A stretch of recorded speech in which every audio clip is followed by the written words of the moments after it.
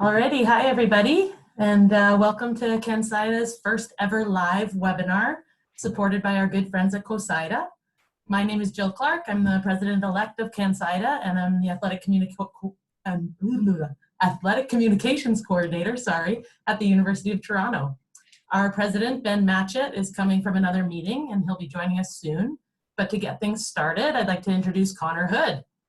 Connor has been at the University of Alberta for the past 5 years, and he's currently CANSIDA's Canada West rep. So without further ado, here is Connor Hood with today's topic of engaging alumni audiences. Thanks, Jill. First off, I just want to thank everyone for joining. I'm very surprised that we have 64 people. This is awesome. I really want this to be very informal. I'm just going to share some tips and tricks that have made us successful at the University of Alberta. I want questions the whole time, comments. I think I had everybody muted to start, but if anybody has a question, feel free to just shoot it in the chat or start waving or start talking. I'll mostly just be presenting my screen, so I'm not sure who I'm going to be able to see. So maybe just Jill, if you see any questions, just wave and stop me, and we can go from there. I do also have on this call Tawana McLeod, who's our Associate Director of Advancement at the university. So she might jump in for a little bit too to fill in any blanks that I may have had. So it's not specifically engaging alumni audiences is what I want to talk about, but that's kind of the primary goal of one of these marketing tips that we've developed over the last 2 years. In essence, we've created these team newsletters that we've shared with most of our varsity programs, and they've been a great way to engage not only our alumni, but also casual fans, donors, supporters, parents, current student athletes. And it's just one more tip that you can use to engage that group, especially now during this down season. We started these 2 years ago when we obviously had games going on. But now that we don't, we still want to share our content. We still want to be relevant. We still want people to remember us and not forget about us. So we started really pumping up these team newsletters. And then I'll showcase some of the cool features that we have and then other kind of benefits that these newsletters have had when it comes to team fundraising, events, engagement, and such. So I will share my screen. Oh, Jill, can you let me share my screen? Is there a way for me to do that?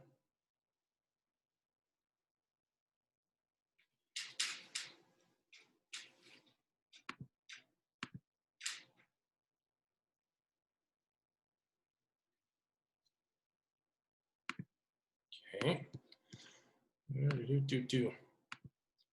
Okay, awesome. Before I really get into this too, I obviously understand how busy the SID group is and how many things we have on our plates. One thing I remember from CANSIDA in 2017, I think it was, one panel we went to, one of the SIDs talked about doing things more effectively and efficiently instead of doing as many things as we possibly can. And just one simple sentence that it gave me was, why do 15 things at an okay level when we could do 10 things at an above average level or an excellent level? So 2 years ago when we started this project of kind of team newsletters and alumni engagement, I sat down with some of my bosses and some of the people on our administrative staff and just went through everything on my to-do list. Every single thing as a sports information director, what did I do and what could I get rid of? And it was a fun practice that I think everyone should just do anyways. But to be able to free yourself up and to understand kind of the value of this engagement tool, I cut out game previews, I cut out game programs, and kind of switched some of my focus to this to take away some of the emphasis on just the X's and O's of Friday and Saturday nights. So first off, I will show you a handful of the team newsletters that I've created over the last couple of years. So let's just pick one. Let's start with Bear Soccer. I created this one a month ago. So I use a program called Campaign Monitor, and we have an agreement with the University of Alberta, a partnership with them, where we're able to use this platform and send newsletters to our alumni.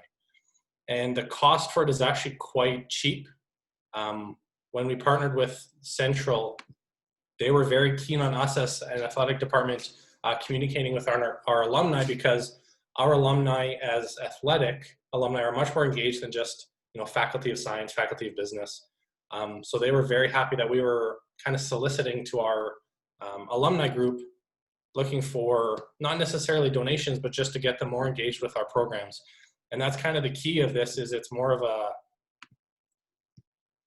can everybody see this pop-up that just came up? Which pop-up, Connor? The Bear soccer one, can you see this? I see Golden Bears Soccer Insider. Yeah, okay, Yeah. good. So what we kind of call this is more of a soft ask. So it's not a, hey, you used to play for the Golden Bears soccer team, give us your money. This is more of a, hey, you used to play for us, we haven't seen you around in a while, what are you up to? Here's what's going on with our program, just to get them kind of caught up. So a lot of the stuff that we send in these newsletters is team updates from our coaches, especially now that we don't have games going on. We don't have the ability to engage our alumni at events. So we need to be able to do that in a different way. And a lot of our followers don't know what's going on with our current program. And so having a coach update like this is just an easy way for the coach to share information on the program. How's the team doing? We don't have people out and about because of COVID. So this is an easy one for our coach to sit down for 20 minutes, type this out, send it to me. I put them on the website, especially these team updates, but I don't publicize them on social media, for example. If people happen to stumble upon them while they're flipping through our website, that's fine. But it's a little bit more of an intimate reach out from our coach as opposed to just a blast on social media. And I find with these, I'll get into some of the numbers later, but I find with these newsletters to our followers and our alumni group, it's to a much more engaged audience than just social media. It's one more tool we can use to reach out to our followers. So I have team update is one that we have done a lot of. Right here. Academical Canadians is an easy one that we have kind of publicized to all of our different newsletters, to all of our different teams. Again, super simple. Hey, did you know that your specific team had this many Academical Canadians? Recruits is a big one too, because of who, because without going to games, our coaches aren't interacting with people, our student athletes aren't interacting with people. You don't know who's coming to the program. You don't have the webcast to be able to promote who's next. So we've done this, for example, simple recruit story. And obviously every one of you would have new recruits coming into your program every week. So being able to publicize your new student athletes is always a great way to gain new followers, to get more engagement. Another thing that we have done,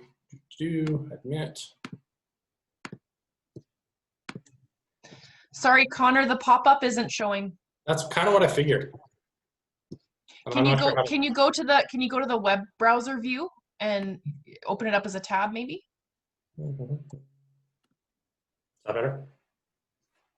Yeah, we see that now. Okay, good. So again, quickly going over, quick way to showcase some of the social media links that the teams have, and it's a quick way to just, hey, by the way, follow us. Team update, Academical Canadians, recruit. This is just an alumni story. Usually every newsletter we do, we'd like to feature what our alumni are doing, get to knows, where are they nows, how are our alumni impacting the community. And then this is just a simple one. Obviously this, unlike social media where you know for sure that those people are the ones that are following you, our alumni database isn't 100% perfect. People move, people change email addresses, people die. So we have to constantly update our databases so that as many of our followers receive our information as possible. And another thing that's maybe a bit of a hindrance with our system is that if someone, for example, played 2 years with their soccer and then they left but didn't graduate, or they played, say, at UBC for 3 years, came and played for us for 1 year, didn't graduate from the University of Alberta, they wouldn't be listed in our alumni database. So this, along with something I'll show a little bit later with our signups and our forms, is one way we can try and get as many people to get our content as possible. So I'll show a couple more examples.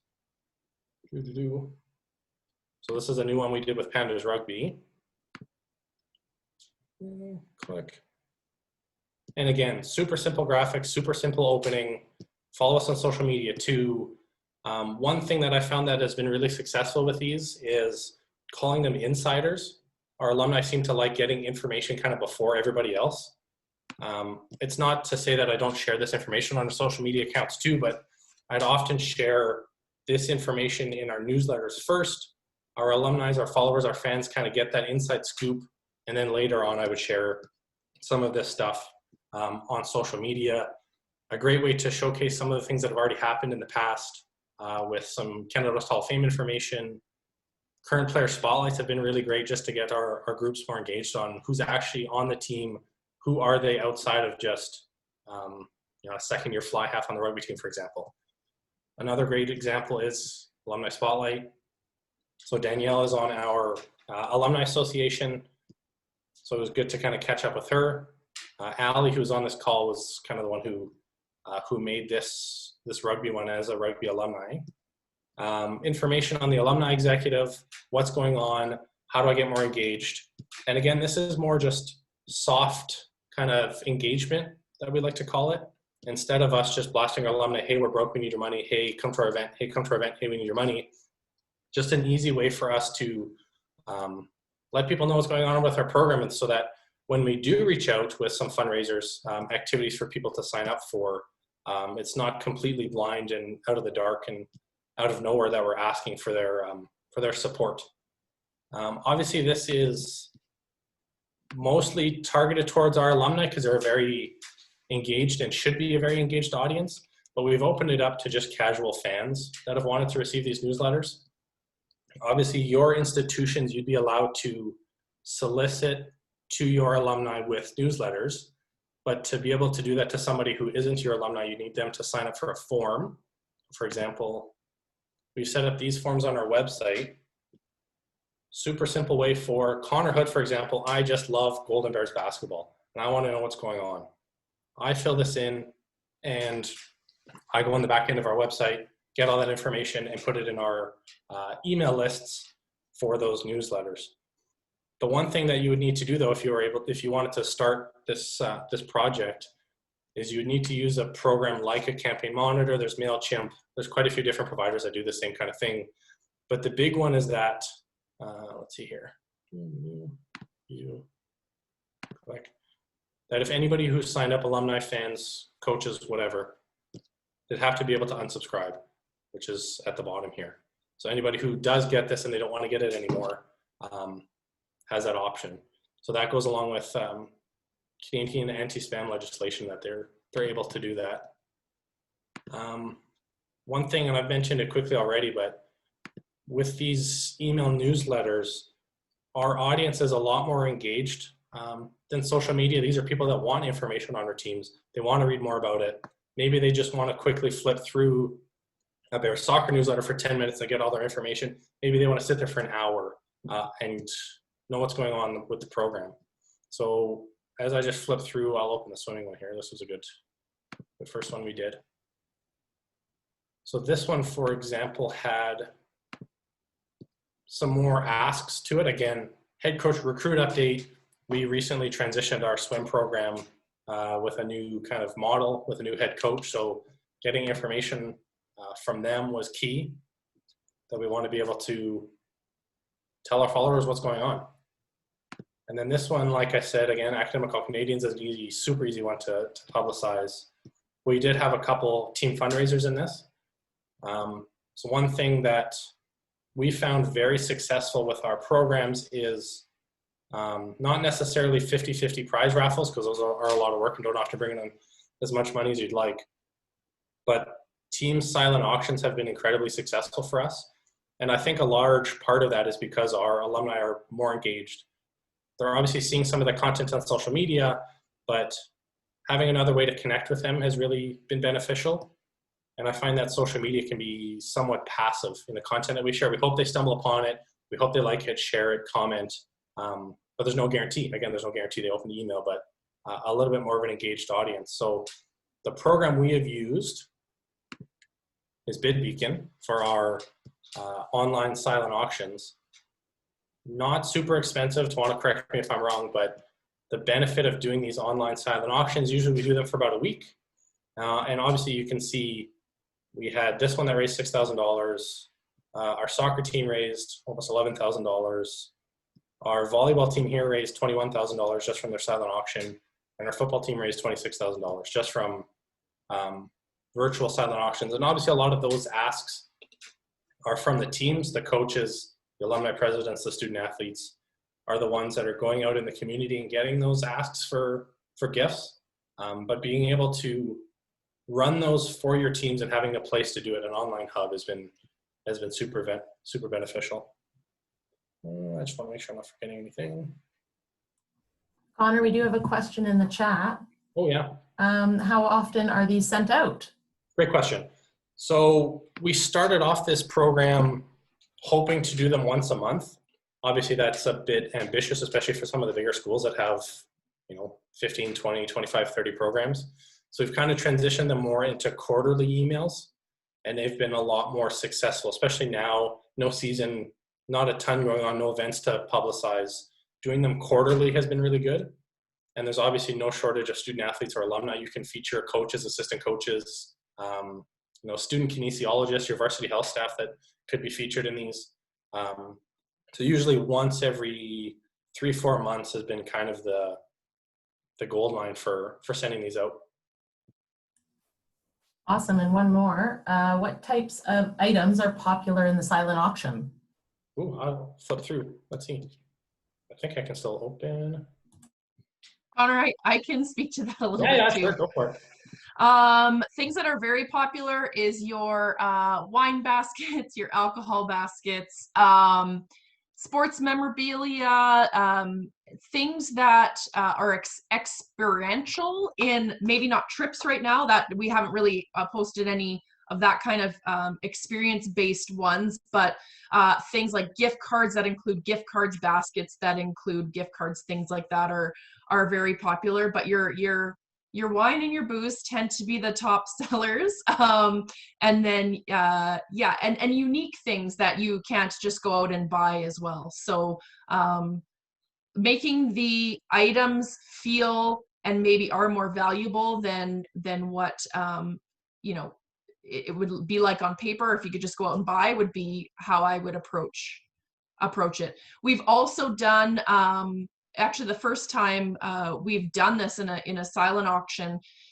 We did one for we hosted a golf tournament this past fall, and we did team experiences. So we sold experiences for when we get back to playing. People can, some of the packages included training sessions with the teams. Connor, what else were there for the team experience things? Yeah, some of them were kind of like individual sessions with our tennis program. Like you can purchase the silent auction item and you get 2 hours with our tennis coach. We had a lot of, show up and kind of get the inside scoop on practice, sit on the bench for practice, engage with our coaches that way. And those were really popular. You get some team spike too. So those were obviously something you don't have to pay for. You don't have to go to a sponsor for those. You could just go to your head coach and say, hey, let's auction off a team experience. What do you have for ideas? So those worked really well too. Yeah, and the pricing I saw, sorry, Connor, I saw a question in the chat about pricing. It depends on the size of auction that you want, and the size is defined as the number of items you are going to put in your auction, as well as how many guests you think are going to sign up to attend the virtual auction. So it all depends, but I did put in the chat a link to the pricing.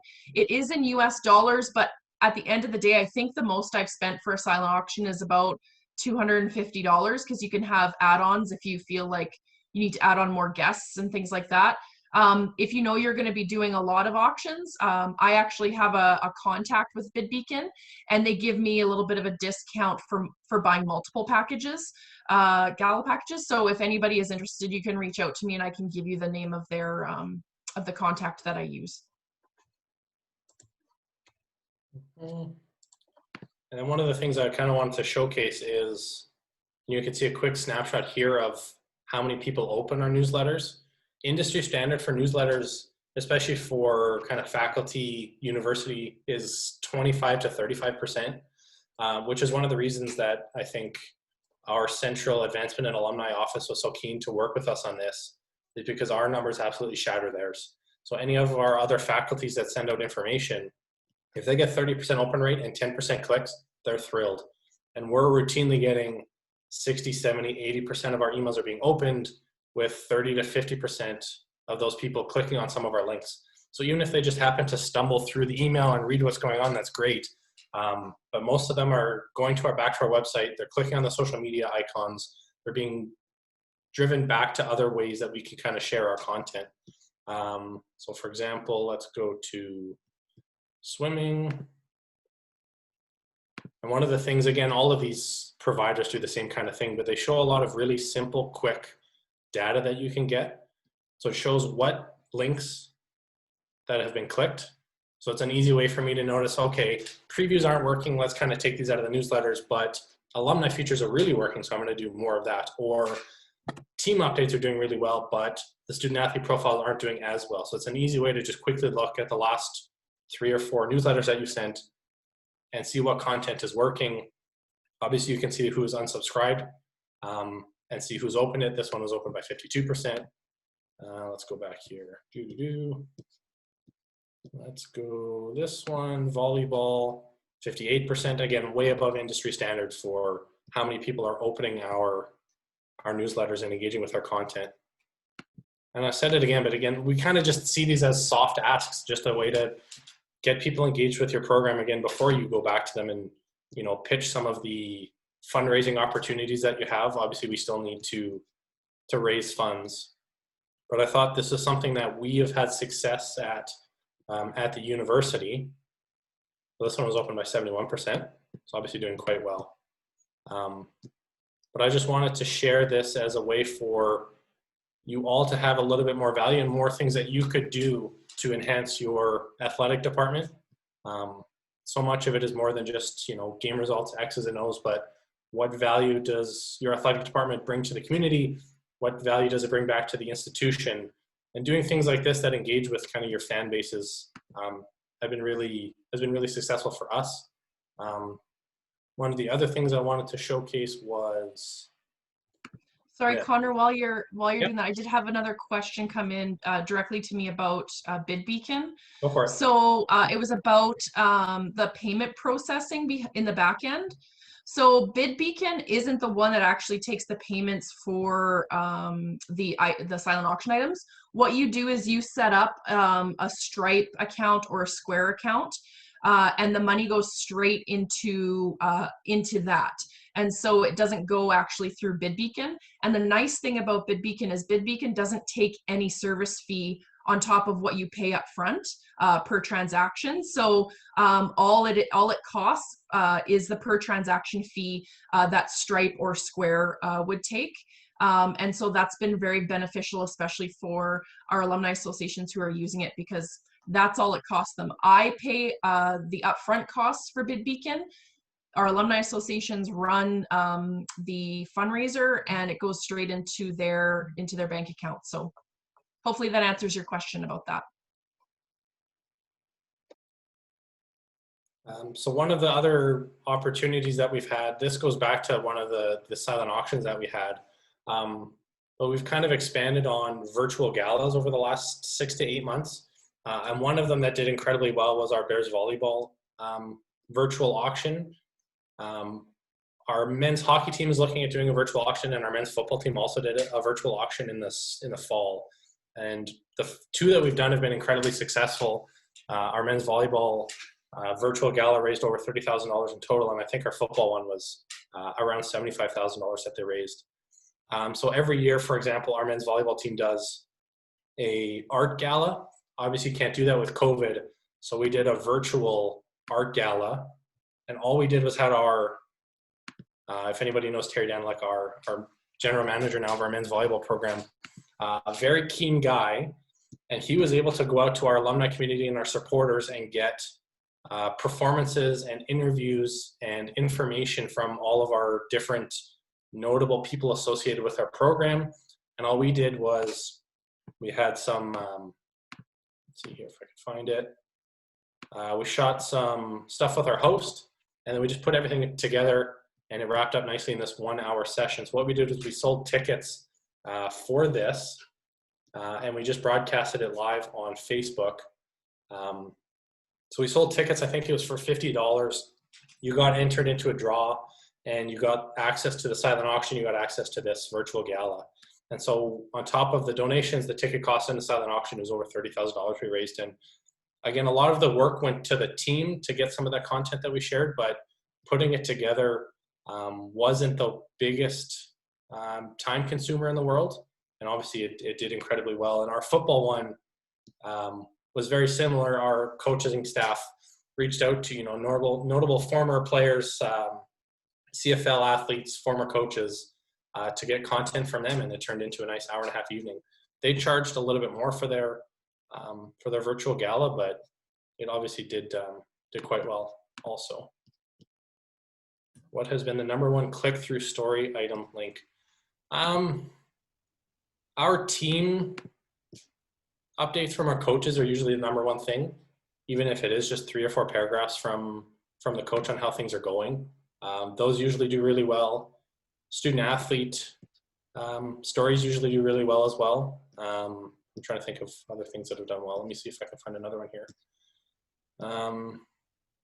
Easy alumni stories, like this one, we've had some alumni inducted into our Sports Hall of Fame. Those stories did really well. And then one more thing, Hugh, I think there's a question here. Let's see. Chat. Absolutely, you should, Jamie. Let's see here.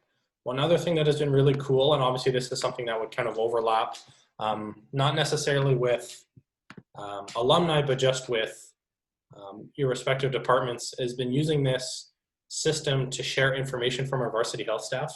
So we created a newsletter that just goes specifically to our current student athletes, all of our head coaches and assistant coaches, and all of our admin staff. And it's just a newsletter from our varsity health staff on information that our student athletes and coaches would need. Screens that they need to do, virtual appointments, how they, report if they're feeling sick or feeling ill, or if they've had COVID.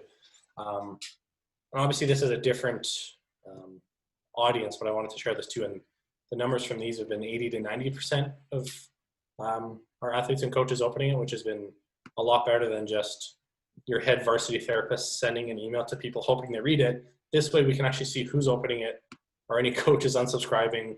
We've had a few athletes unsubscribe, which has been kind of funny. But just to see some of the data behind this has been super beneficial. And I find it super easy to send an email on a Thursday, check back in on a Monday to see how it did. Usually within 24 hours, you have a good sense of how many people are opening it, sharing it, signing up. Connor, did you want to chat a little bit about where the email comes from and how you can identify that? That's a good idea. So one of the things, and maybe I'll just make a mock one here so people can see. So one of the nice things about this is you can dictate who the email comes from and how it's sent. So for example, I'll say CANSIDA email. So you choose right here who you want it to come from. And for the team newsletters, we just have it written as the team. So Golden Bears Hockey, for example. So that when people get it in their inbox, it's an email straight from the team. It's not an email from a person. But the nice thing is that the reply email can be anybody.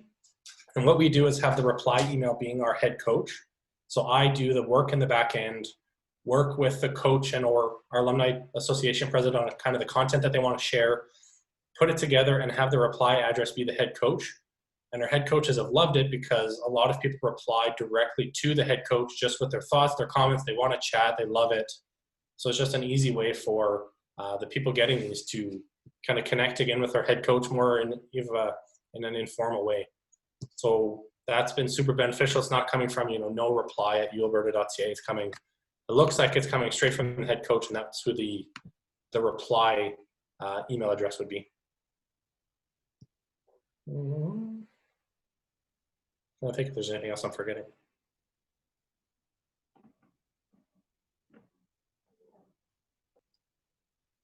The big one too, again, I mentioned it, but these forms have been super helpful getting, obviously we have access to our alumni database who used to play for us, but getting fans, parents, sign up has been really nice. I send all of our newsletters to our alumni base, all of our coaches, all of our current student athletes, and all of our current admin staff, so they get it as well. And our administrative staff has absolutely loved them because it's just an easy way to sit down for 10 minutes and get to know what's going on with each program. Tuan, is there anything else I'm forgetting? I just kind of wanted to give a quick run through.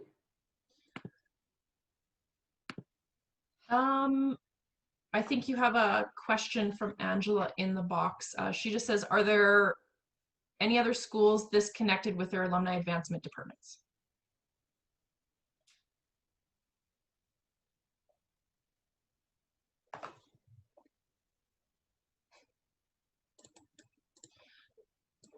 While people are maybe chiming in, the thing with these newsletters is we found it's a very efficient way to get a lot of things done, a lot of boxes checked off in regards to not only what Connor is doing with his sports information, but also what I'm trying to do with alumni and donor engagement. So it's just a very good way to kind of be comprehensive in checking off a lot of boxes in both of our portfolios. For me, it has more to do with friend raising than fundraising.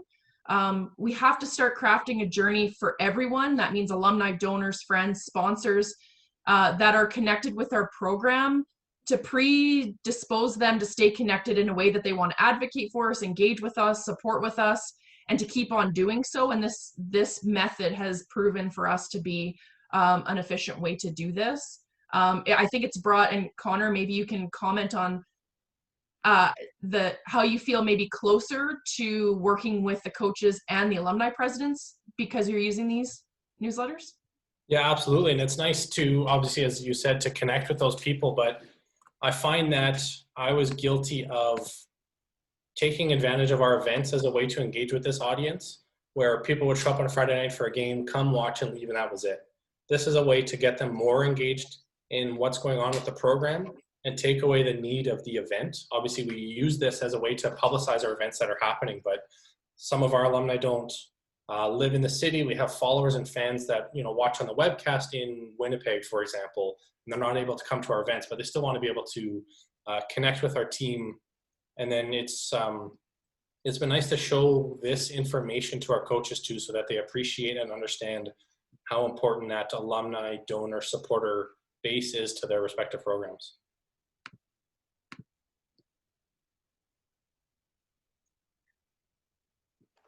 Good question from Marty. Obviously, during the season, as you would all know, our coaches can be hard to work with. So a lot of it during the season kind of goes to, we have a lot of assistant coaches that help out with this, our alumni associations, and then I'm creating content on a weekly basis anyway. I'm writing interesting stories that I want to do, that I then include in newsletters. Well, this isn't just content I'm creating completely separately. So it ties in nicely with what I'm doing on a week-to-week basis during the season. And that kind of hopefully answers Ben's question too. And then this was one thing, I kind of mentioned it at the start, but when I looked through everything that I did on a day-to-day basis, I found that creating content for these was a lot more beneficial than writing 6 500-word game previews every single week and producing 15,000 programs and spending $20,000 on game programs. So instead of doing those, Team X is playing Team B, come watch Athlete A play well, this kind of content, the team updates, student athlete profiles, alumni features, we're just getting a lot more engagement than those previews. So it was a good exercise for me to look through everything that I did on a day-to-day basis and kind of sit down and think, I don't need to do this anymore. I could do this instead. I don't need to do this anymore. I can do this instead. Yeah, and just to piggyback off that, Connor, as well, and I see a lot of people in the chat about relationships with their advancement office, whether it be central or in their faculty or unit that they're in.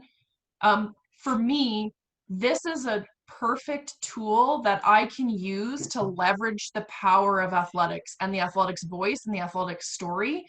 because then I can go to our advancement office or senior admin and actually have some concrete evidence to say, this is how we're connecting, this is how effective it is, this is what they want to hear, this is the power of our voice, not just always. And all of us know the importance of a university sport within your institution and what that means and what that does, and we can talk about it all we want, but senior staff and advancement staff in Central look for metrics and they look for the return on investment. So when Connor and I sat down and we started working together, it was, okay, what is going to bring the most value, not only to return to the teams, but also for us to go to central admin and start building those bridges in hopefully down the road getting resources. And we have been very successful now to have a piece of information to start talking to them about, which in return has been able to give us some more resources that they have right at their disposal. So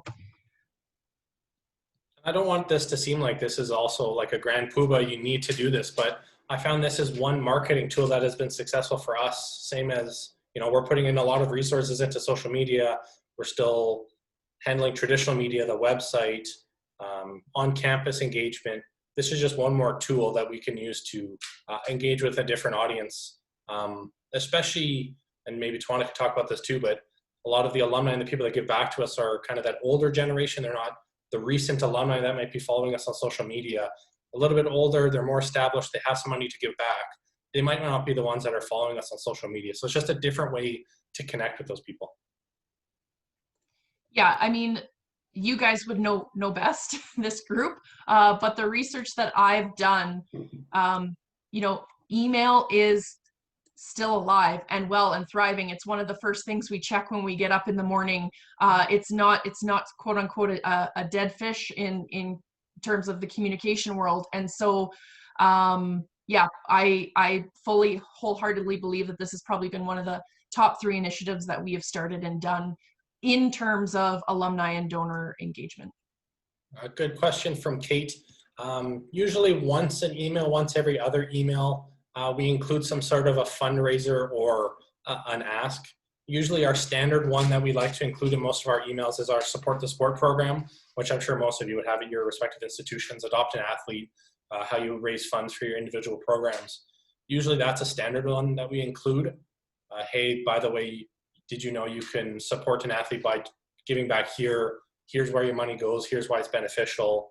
And then usually we include, obviously if there's any team fundraisers, but I'd say once every newsletter, once every other newsletter, there's some sort of a, not an ask, but just a fundraiser that's going on.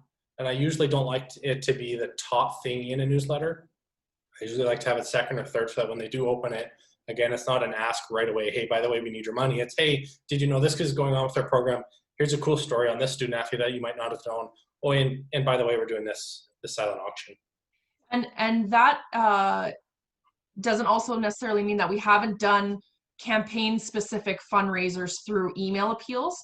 We have worked with our central advancement office to do specific appeals using email to our athletic alumni. And so that is separate projects that we do. But because we do this, we are more aware that when they receive that direct ask, they would be probably more inclined to open it and make an action on it because we've been communicating with them prior to that. So.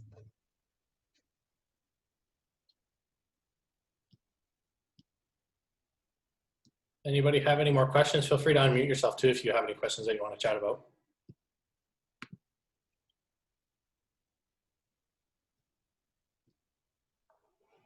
Connor, I'm just wondering if you ever used this as a way to find missing alumni? We've tried to. A lot of that goes back to our coaches because, as I've said, like our contact information isn't perfect. So a lot of times we're kind of relying on word of mouth for a group of alumni to get this newsletter, chat about it, and then a section from that same year, for example, didn't get it and they're asking why they didn't get it. So kind of that word of mouth. Well, hey, by the way, you didn't get your newsletter. I'll fill in this form to update your email. Not a perfect system, but that's just kind of how we do it. And then in one of those emails, I think the Bear Soccer one, we had that little bar for update your contact information so that we have kind of the newest way to reach you. And then separately, we have some projects going both internally and specifically with teams to help track down lost or missing alumni information. So it's kind of a separate project outside of the newsletters. Yeah, because that's, you know, our biggest challenge is we have glaring holes in alumni groups that have no connection to the current leadership of that program. So it becomes, how do you find avenues to increase that or fill in those holes?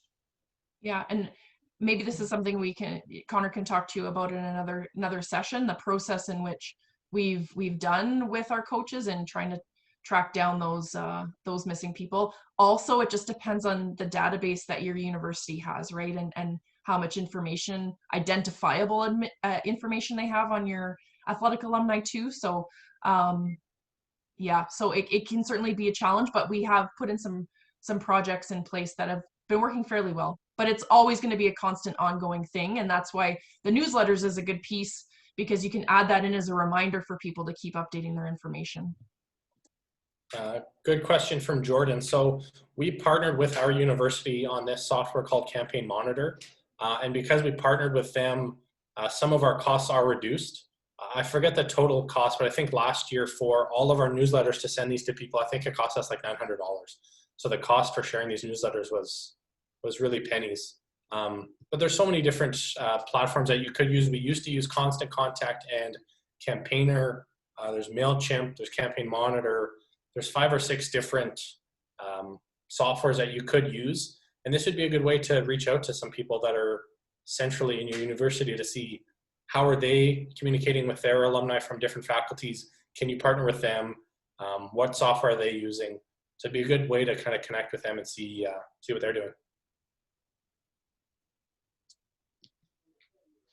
Sorry, just a question. So the newsletters are targeted to specific teams, right? Do you ever send out like as a general to all alumni? Yeah, we do. We find that they're not as opened as the team-specific ones. People are obviously more engaged with the program that they played for. But often we do have, you know, all-encompassing golf tournaments or information that we share to the alumni group. Let's see if I can find one actually. Share this. So for example, we sent this to all of our alumni. Let's open this one. And this was just information that we had regarding our move, our structure move within the University of Alberta. And the numbers obviously weren't as great. I think only 35% of all of our alumni opened this one. So that's more industry standard when we send to the larger audience. And then let's open another one here. Back in the summer, we had a golf tournament. So for example, let's see, this one, golf tournament. Again, this one went to everybody a little bit more, but still our team-specific ones do quite a bit better than just all-encompassing.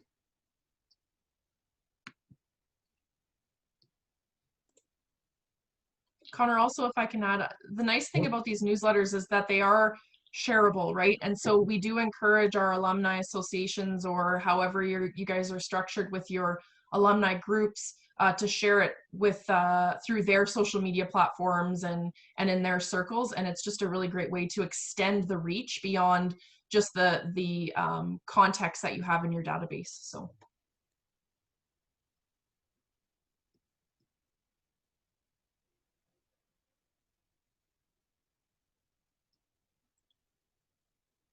Question from Kate, golf tournaments outside of auctions, virtual 50-50, any other successful event-based fundraising concepts? We've had a few of our programs do smaller sales. So our Pandas volleyball, our women's volleyball team, for example, was doing a flower sale. We've done that a couple times that have been fairly successful. They have a coffee sale going on right now. But the bigger ones are the golf tournaments. The silent auctions do really well. The 50-50s haven't been great, to be completely honest, with how our gaming and liquor committee is set up in Alberta. It's tough to raise a lot of money from a virtual 50-50, especially as a smaller kind of organization. We're not Hockey Canada making millions. So those have kind of been the bigger ones. Virtual galas, like I said, the 2 or 3 that we've done have been pretty successful. And we've made it engaging. So it's not just, you know, log into a Zoom and watch people talk. It's performances and interviews and things that are a little bit more interesting.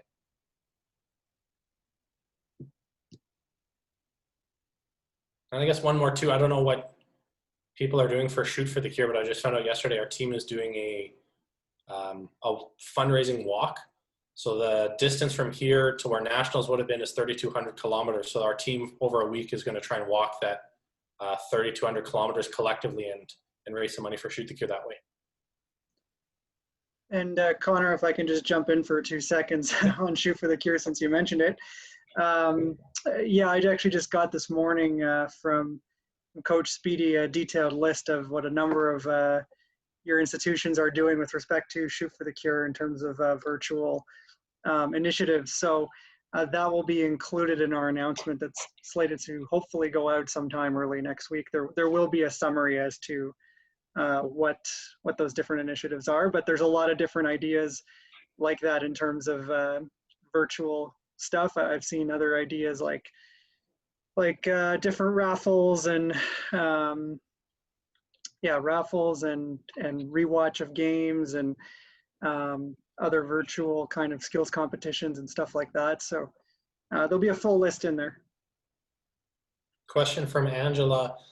We don't connect with centrally when we send our emails. They're very comfortable with us sending as many newsletters as we want. Because I showcase our numbers are way better than theirs, and us getting that engagement and getting those fundraising dollars is a benefit to the entire university. So centrally they have no issues with us sending honestly as many emails and newsletters as we want. Jim, virtual galas, they were all pre-recorded, but we broadcasted them as if they were live.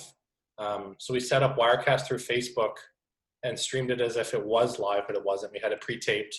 Connor, some of the football, sorry to interrupt, some of the football ones were actually live as well. So there was a combination of pre-recorded and then they cut to their live host from the dressing room. And I would say doing it pre-recorded works quite a bit better because then you don't have to worry about the issues that go along with live webcasting, as you would all would know. So the pre-recorded, obviously it wasn't as off the cuff, but it worked really well.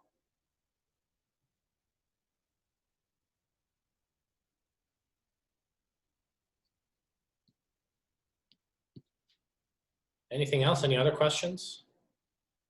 I hope this was beneficial to everybody too. I hope you're able to kind of learn something from what we're doing, and maybe you're able to take it back to your institutions and kind of build off something like this.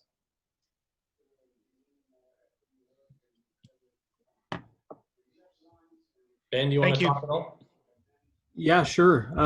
Thanks, Connor. And if there aren't any more questions, I'll just kind of wrap up a little bit here for our first webinar. I really appreciate, obviously, Connor, all the work that that you did to put into this.